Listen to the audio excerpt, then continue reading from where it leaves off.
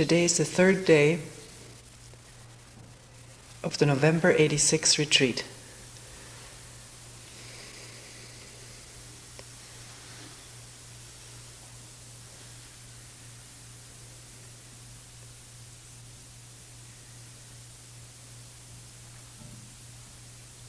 I don't remember how we got to it, but we talked about relationship yesterday.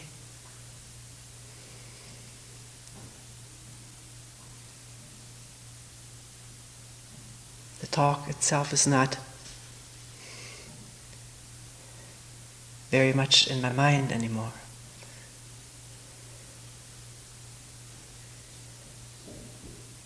But there were responses to it in meetings.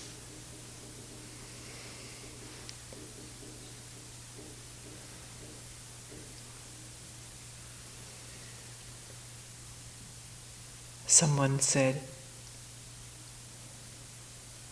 "Isn't there any good relationship?"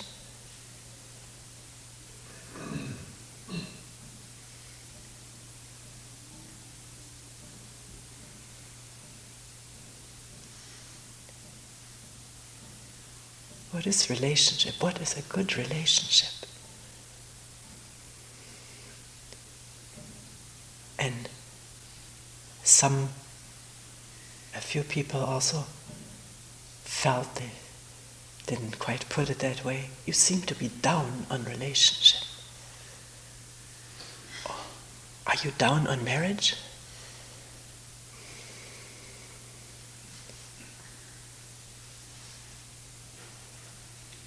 I'm neither up nor down on it. I've been married for 36 years.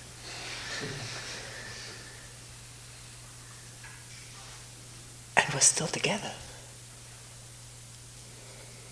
Someone said this to me once. I repeated it. 36 years and still the same man? It was an old friend from way back. He couldn't fathom it. He wasn't trying to be funny. So I'm not down on relationship. How could I be?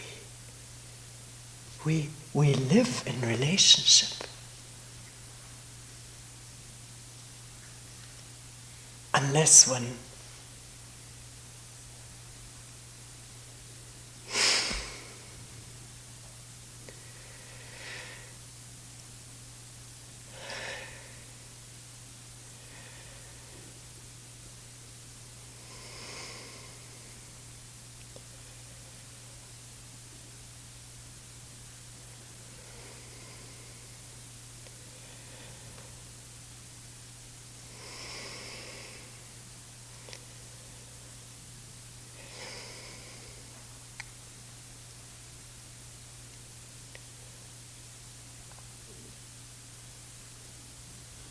Unless a person decides to end her life or his life, we're in relationship.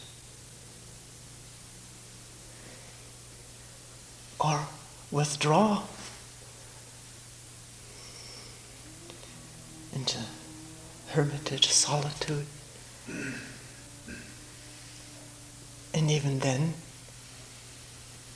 one is not out of relationship. One carries that with one.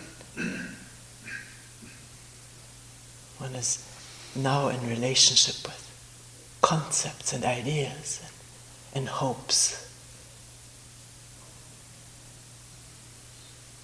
Because if the mind is not caught up in that, one will not isolate oneself from human beings.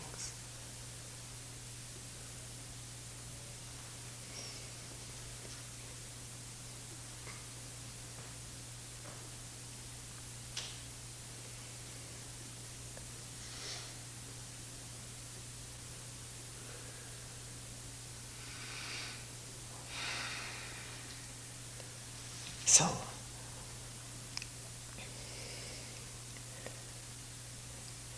can we ask what is a good relationship? Or answer it?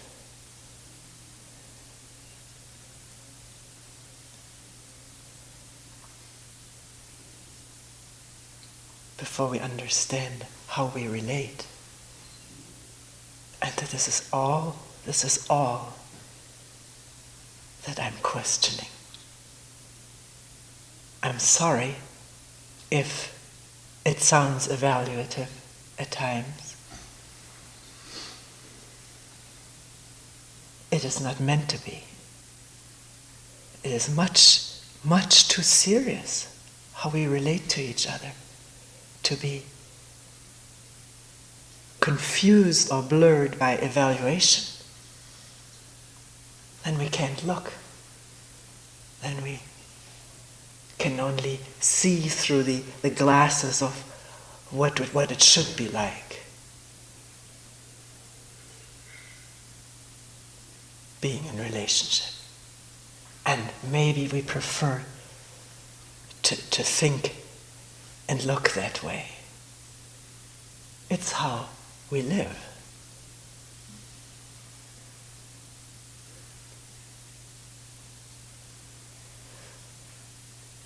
Embedded in ideas of how relationships should be like, and constantly in turmoil over how it actually is, and not wanting to look at it, and suffering from the conflict, the disparity,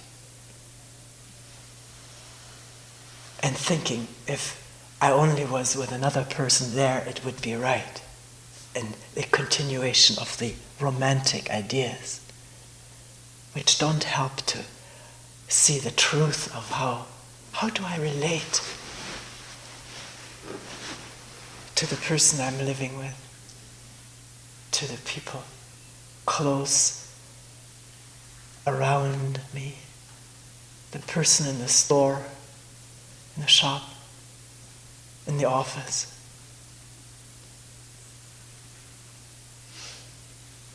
Person who comes in to fix a faucet.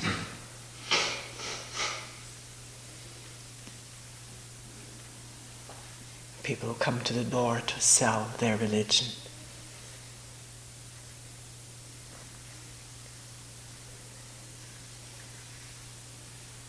It's in relationship with each other that we see that we have a chance to see ourselves. Because our feelings about ourselves and others were created in relationship. We went through that yesterday. We talked about how, by being told how we are, talked about, reacted to in relationship with the first people, our parents, sisters, brothers, friends. This is how we come to see ourselves.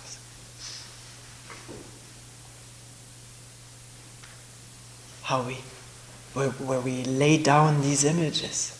The brain creates the image of what I am, what others are, better, worse.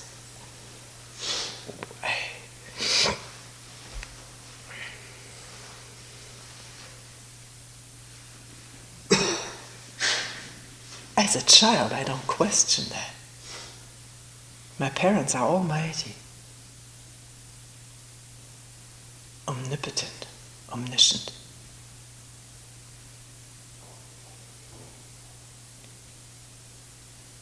And for a while, they have to keep at me, telling me, admonishing me, correcting me, punishing me, and rewarding me. And then after a while, this becomes established inside.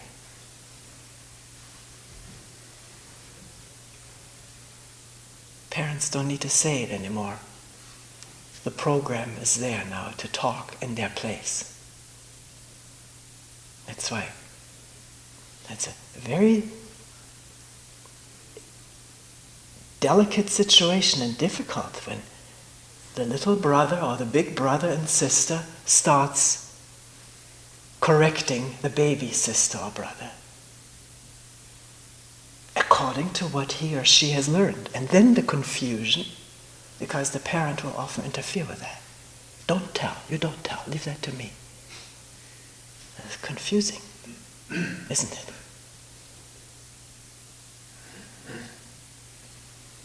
child has been hit, but don't hit the sister.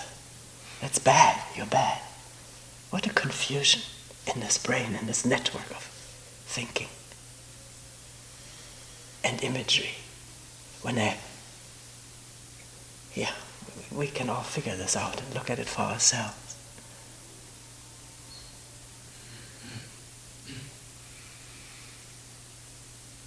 So in relationship as adults, the child in us is revealed, the hurt child, the demanding child.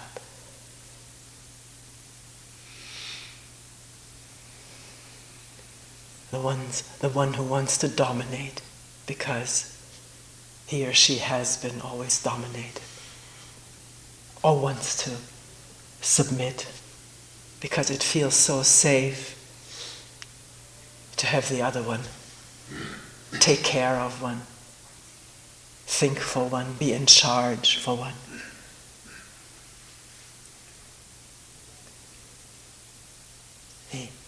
The constant rivalry that goes on in our relationships to win,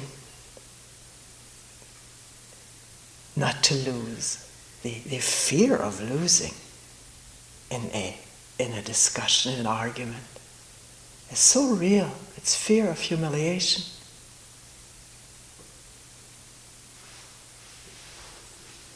Which one suffered as a little child. And all of that is drawn upon now in an argument. Our previous hurts, they burn, they add to the fire.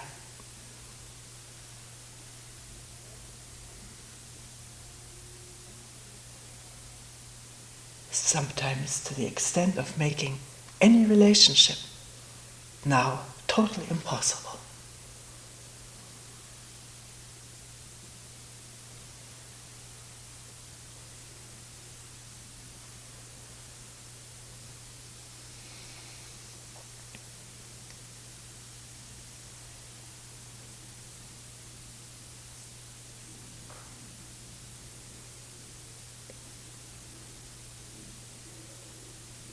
But here we're not saying it is impossible.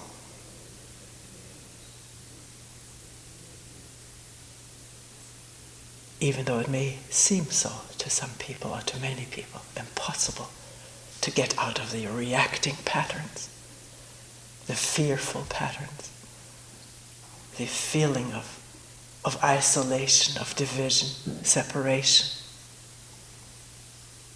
loneliness, abandonment. Seems so impossible to get out of that. And yet, we're here right now. A few of us. The number really doesn't matter.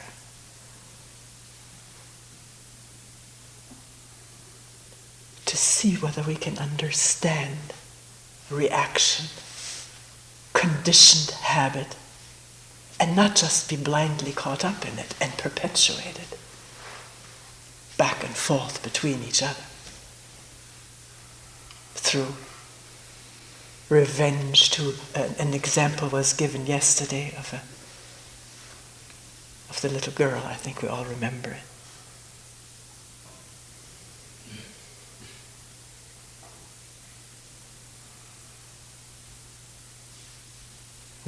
We all have this reservoir of suffered hurts, which for whatever psychological reason, or physiological reason too, wants out. It wants to relieve itself, the pressure.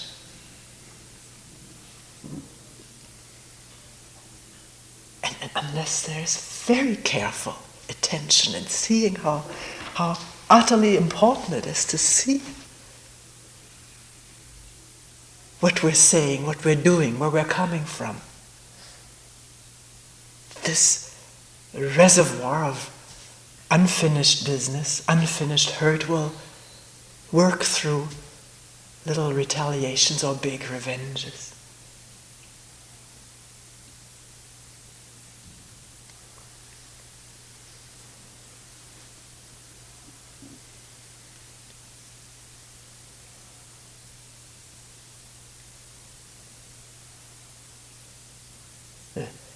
The Old Testament says an eye for an eye, a tooth for a tooth.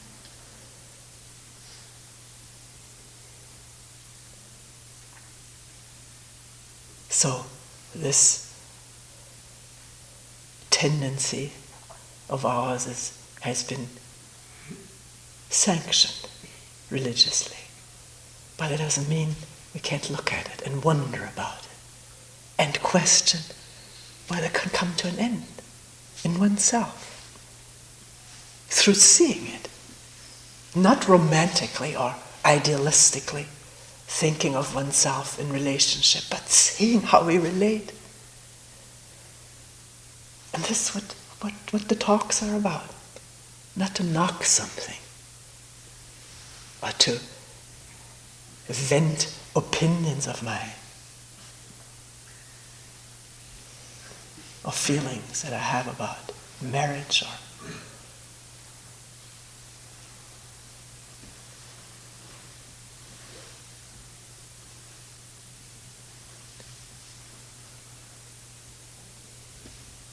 it's irrelevant, isn't it? We are either married, we're living together, so how are we living together?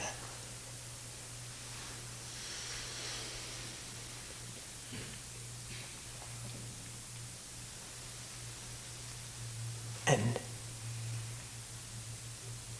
in whatever one is doing, what is happening, is one looking for support of that? This is what is going on. Tremendous amount these days.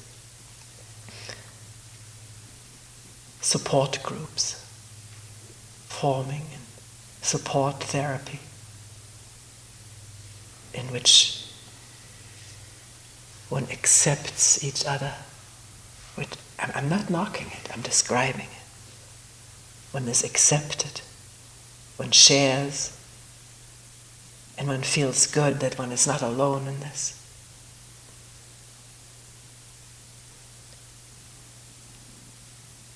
But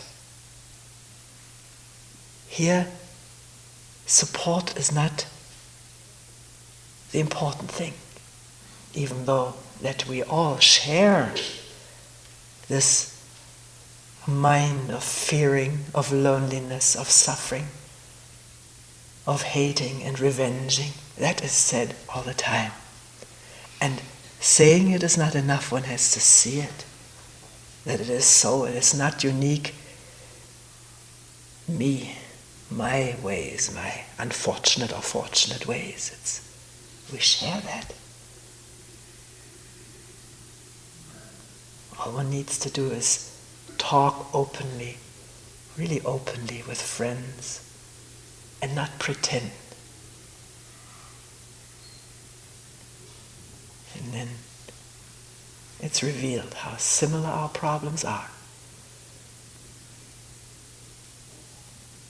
But we've been brought up to put up a facade,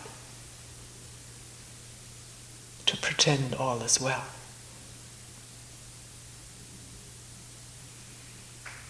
And behind that facade there is the sorrow or the shame of something being wrong with me or my family, which is not so with others.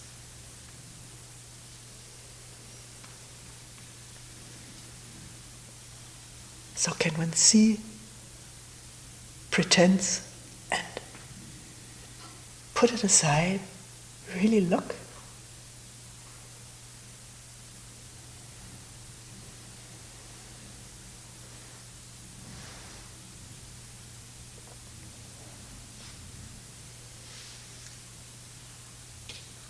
Somebody said, what you said yesterday was so threatening, I didn't want to look. I didn't listen. I couldn't. That's insightful to see that something threatens one and one doesn't want to look. What is one trying to preserve?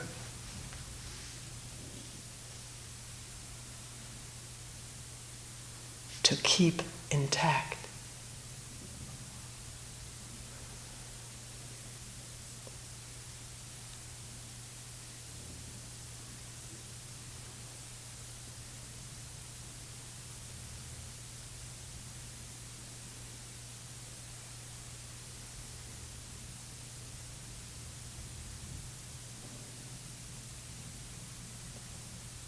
I remember I always had a very hard time with my mother. Very hard time. Not always, but I was very afraid of her.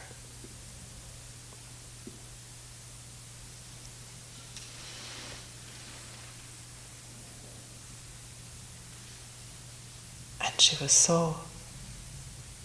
such a sad, angry and frustrated, beautiful woman.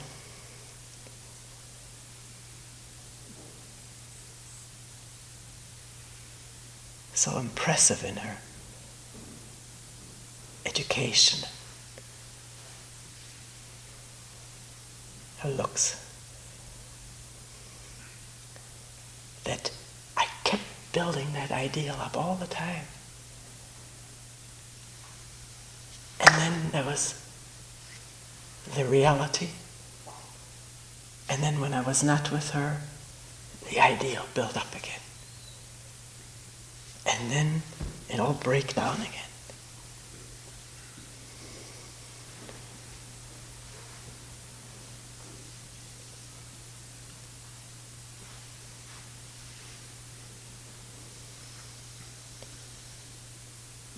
And then one time,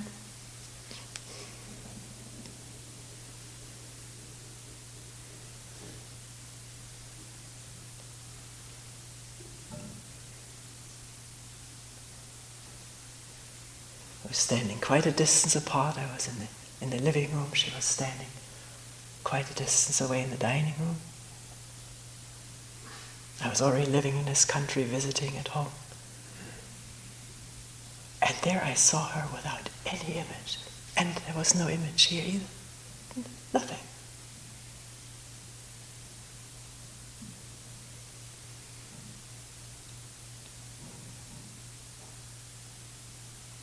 Nothing to be broken down and nothing to be built up.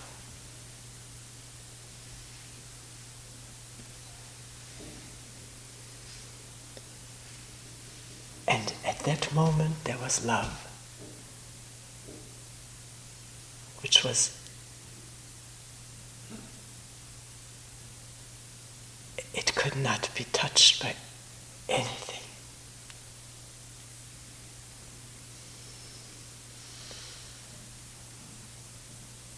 It didn't need anything.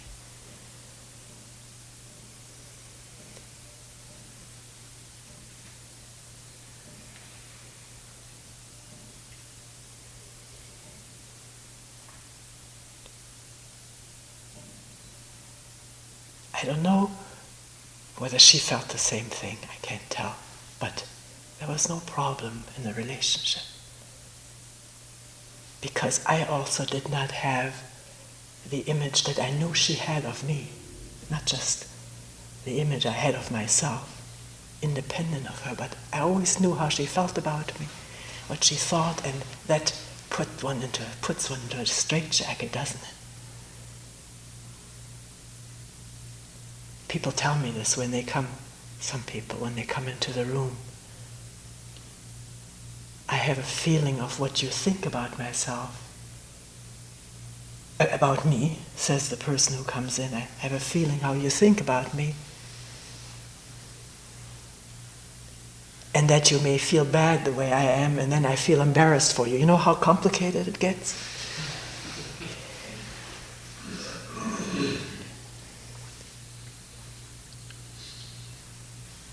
But it's an amazing thing in that little room. I don't have images of you, of myself, most of the time. I don't. That's why even if you feel I should be embarrassed because you're embarrassed, because I am embarrassed and so on, I'm not ridiculing it. It's how caught we live. But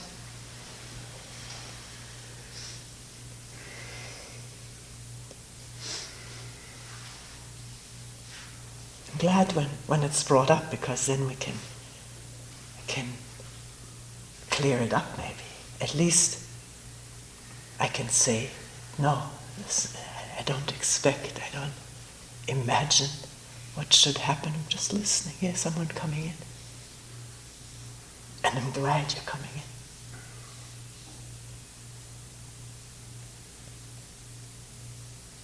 I really enjoy talking with people, looking at things together, being together.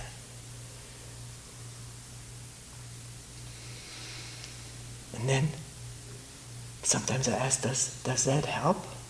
Saying this, does this help free the mind from images? It may not, but it's been said.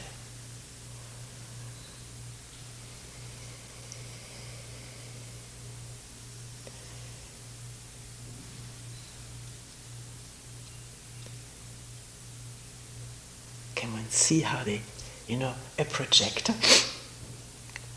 a slide projector, just throws light, but the moment the image comes in, then it throws the image. So maybe for a moment, there's no image, it's just clarity, and then does the image come back in? Projected onto the person, onto oneself, onto the others one is talking about? Or does one see that process? It is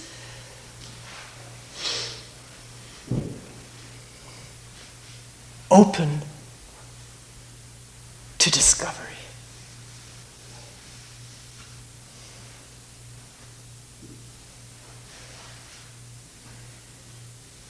It's not theoretical. It may sound theoretical and may make sense theoretical, and one can talk about it, but it is also real.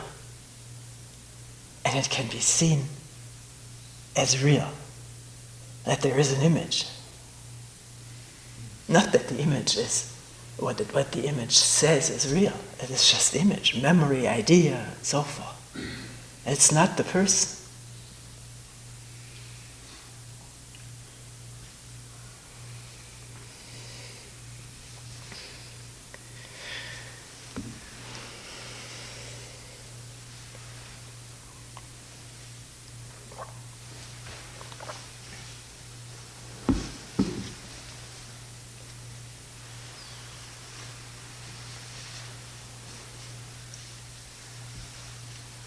So let's come back once more briefly to this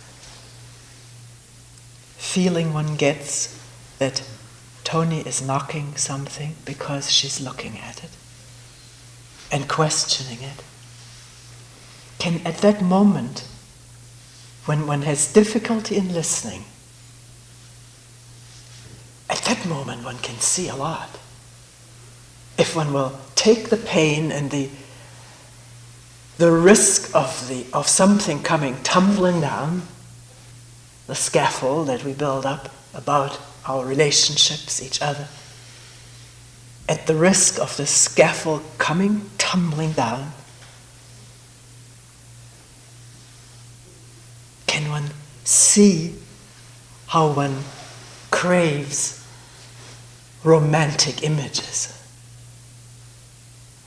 Or positive ones, let's just say positive ones. A positive message, an inspirational talk.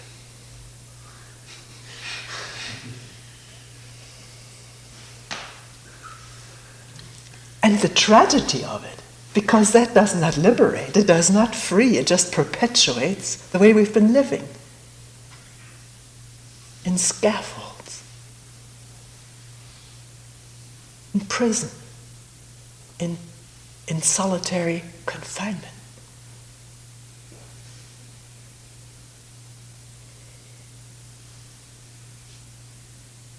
Why don't we want to look at it?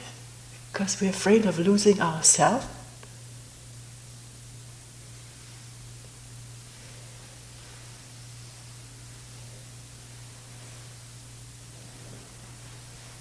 Maybe it feels safe to be in a cell for a moment when it's threatened, and we hang on to it. But when it's not threatened, then we suffer from it.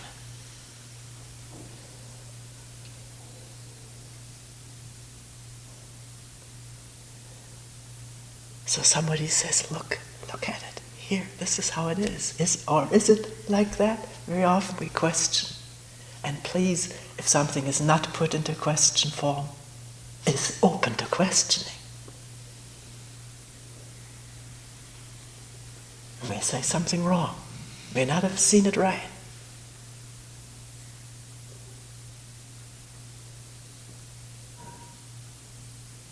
Then bring it and we'll work on it. That's tremendous when somebody sees and thinks for himself or herself and says, wait a minute. It is not quite like the way you put it.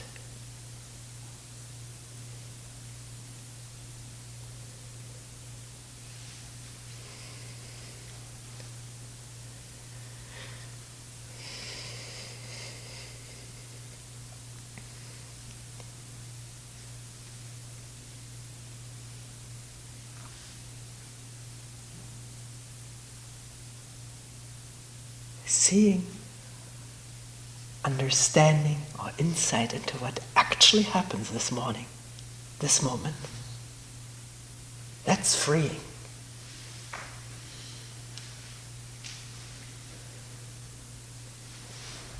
Positive talk about something or inspiration is not freeing.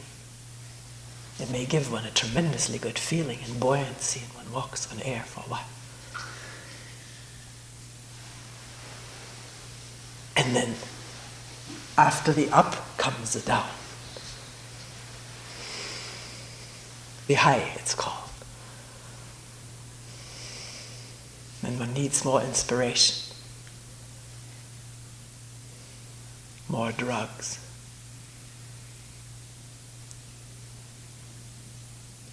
Because the difficulty, the problem of our relationships haunts us. It beckons to be looked at and clarified, honestly.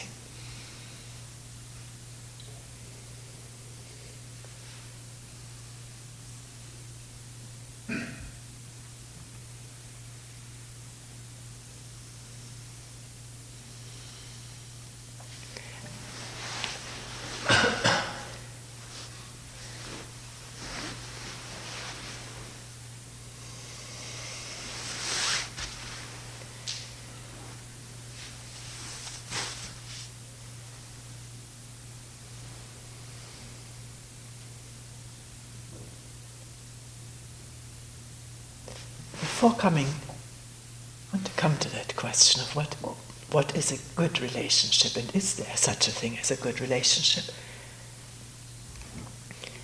So bring up one other question which was brought up.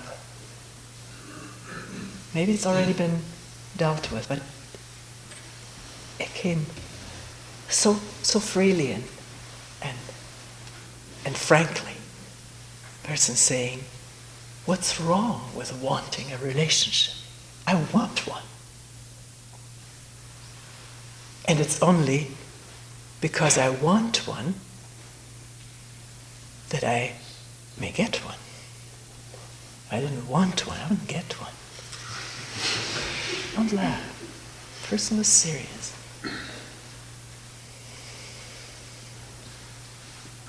Of course, what the relationship will be like, one will only find out as one begins living together, not just during the honeymoon.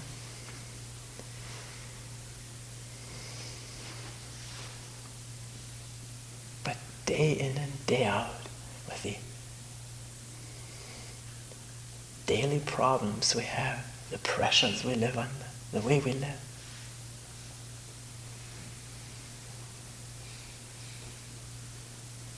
But to come back to the question, what's wrong with wanting to live in relationship?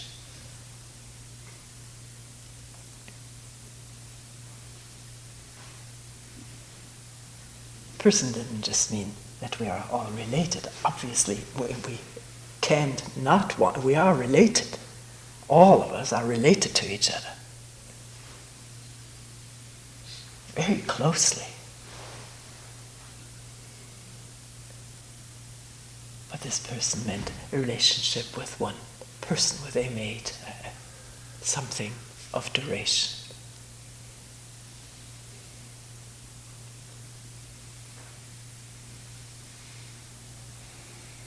I don't say there's anything wrong with it. I don't say there's anything right with it. Can one look at it? Because it's happening. We're alive. Can we be aware of life in all its manifestations? This moment? Not just pick certain ones that I'll look at and others I'll take for granted. It's right. Therefore it doesn't need to be questioned. The person didn't say all that. I'm saying it now.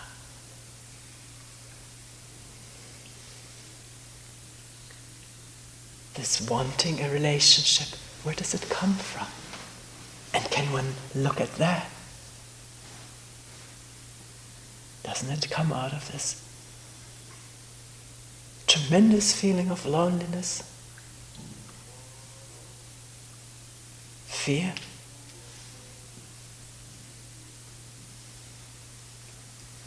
Fear of being alone?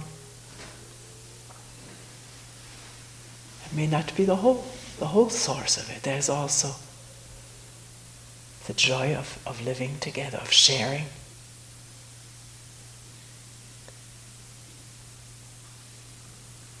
Sharing something. Discussing something together. Looking at things together, at problems that arise.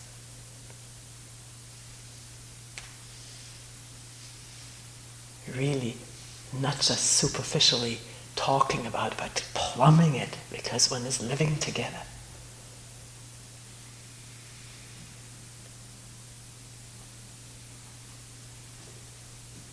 Or sharing a beautiful vacation, a hike.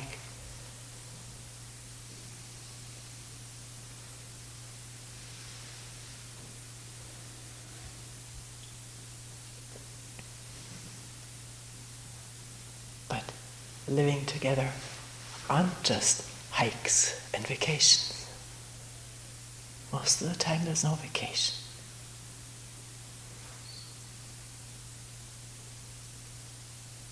Or is there?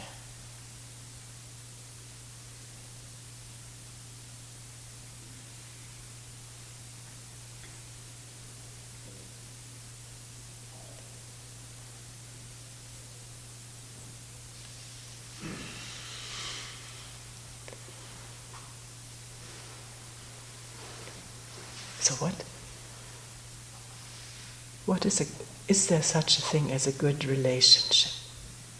Or what is a good relationship?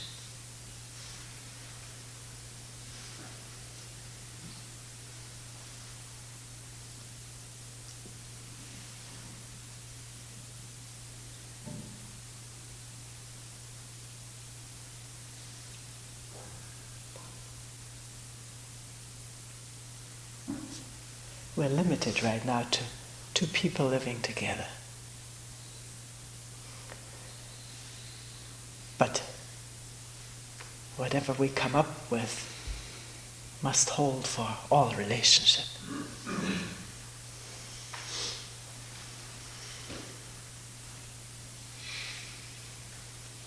Because one can say it's a good relationship if we both have common interests.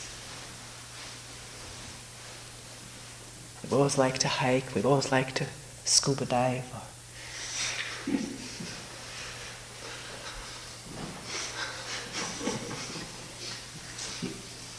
Go to museums, listen to music,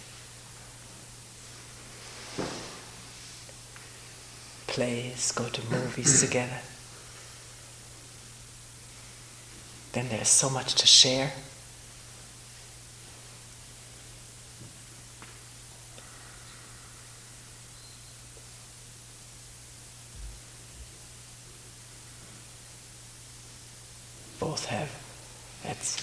both have a spiritual practice that used to be said a lot. Both people have a spiritual practice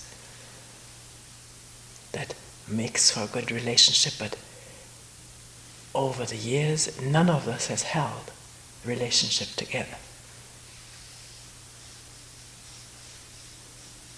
Sometimes people say, you're so pessimistic or negative because all you see is people coming and bringing problems.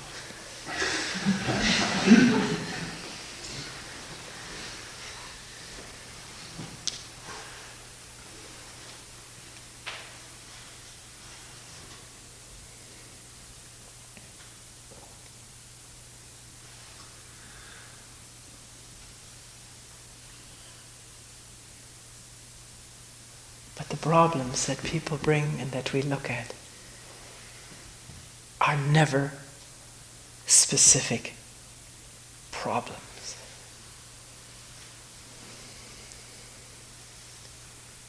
They belong to us all because all of us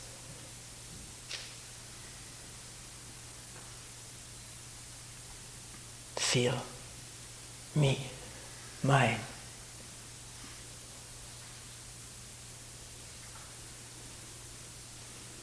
My needs, my wants, my pleasures.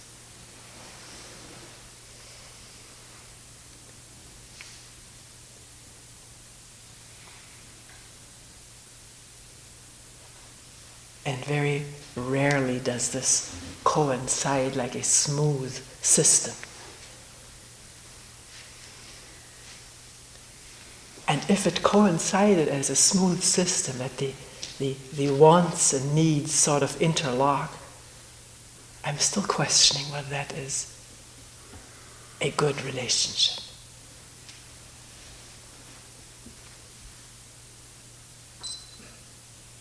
In the sense in which we're using good.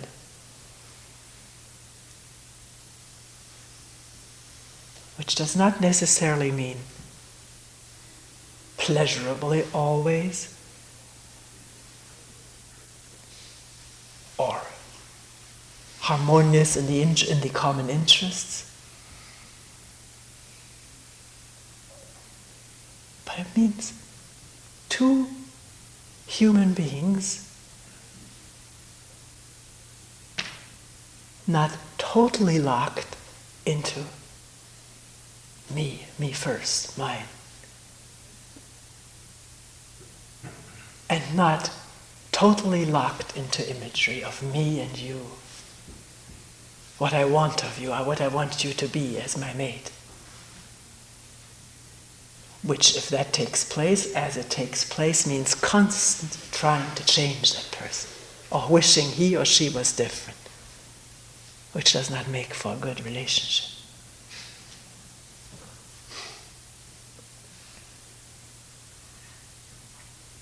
Good relationship is not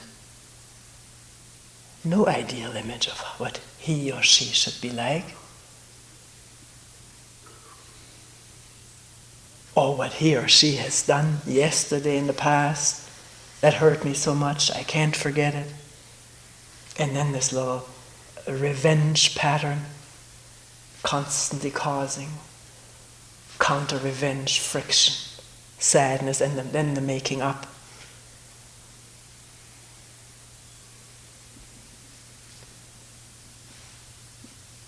But the making up is like this inspiration we've talked about before. It gives one a high and then comes the low again.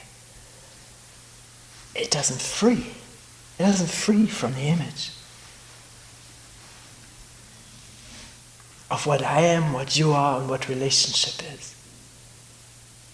It's more like this thing that was evoked earlier about seeing one's mother free of image, free of any need, not wanting anything of her or him.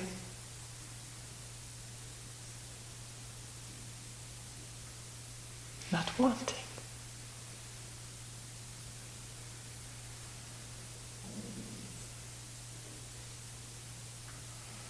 And And therefore, a simple, full presence of what is.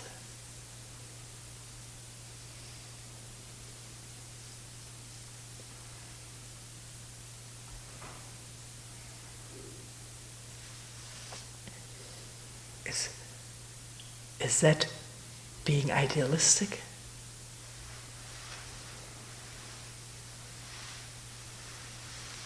It depends if one makes an ideal out of it. But it's not meant this way. It's not trying to put an ideal to strive after, because we can't.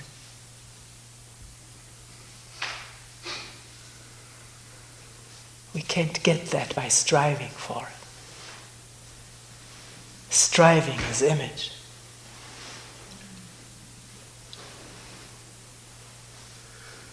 And in striving for that ideal state, I don't watch. I'm inattentive to what is happening right now as the energies are into the striving. And as the image blocks out or blurs what's happening now.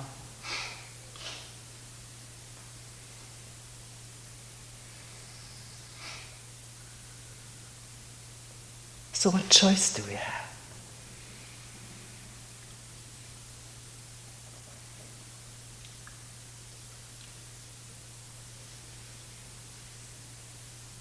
If we don't have any, if we need to look, then there's no problem.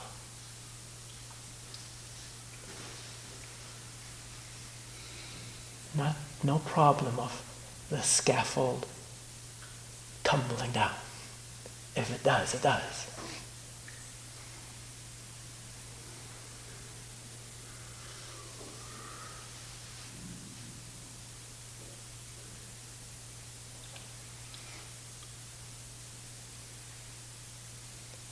And that may be the freeing.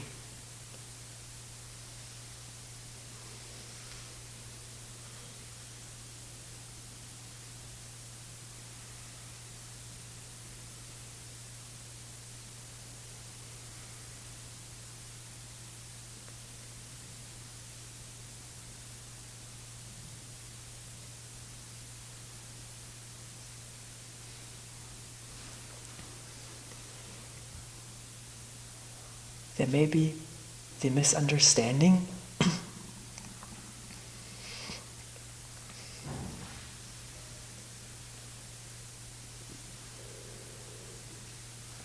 that it is said don't have any demands of each other. But that is, maybe we have to spell it out a little bit more. If one lives together, of course, if one has a household together, of course one shares in the work that the household brings with it.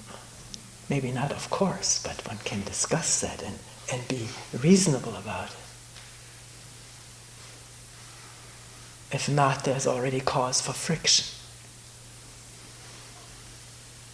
So, I'm not saying don't demand of your husband or of your wife that he or she share in doing the dishes. One can work it out. One can discuss it. Not abstractly, but what is the situation from day to day?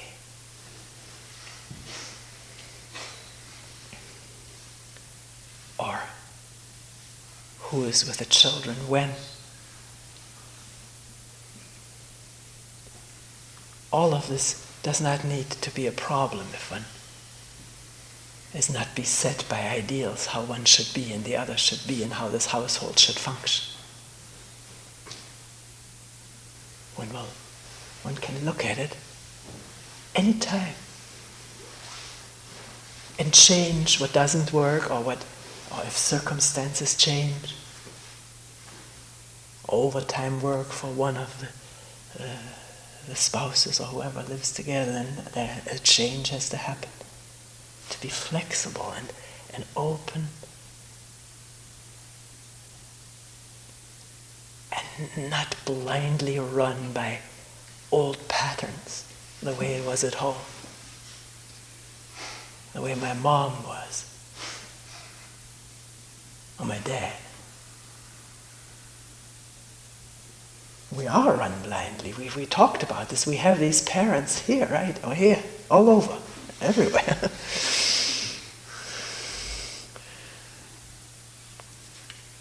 Can there be light shed on that fact? Not how can I get rid of it, I'll be free of it, but see it. That's the freeing.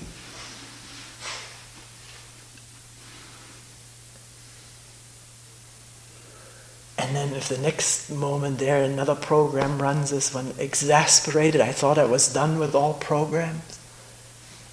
Just to meet what comes.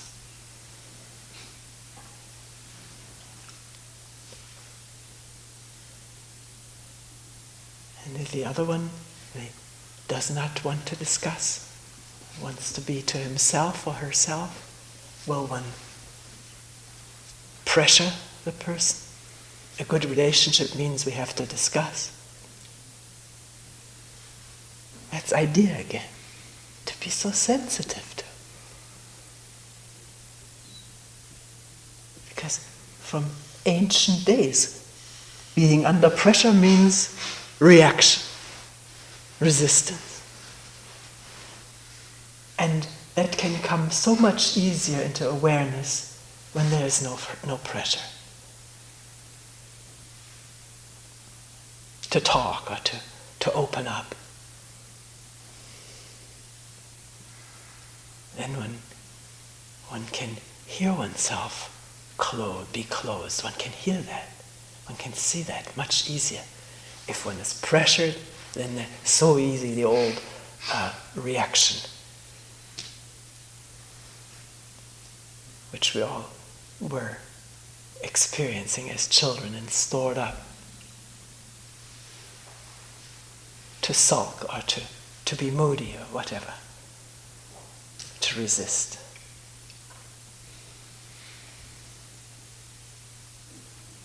So what will give us this space in relationship?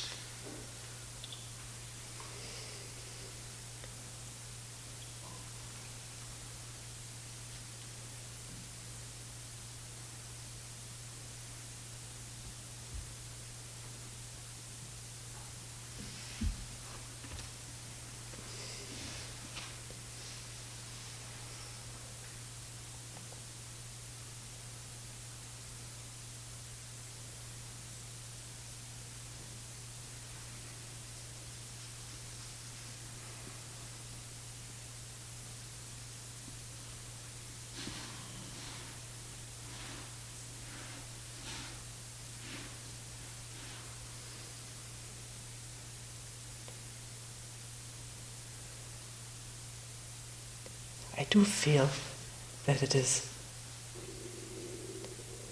this love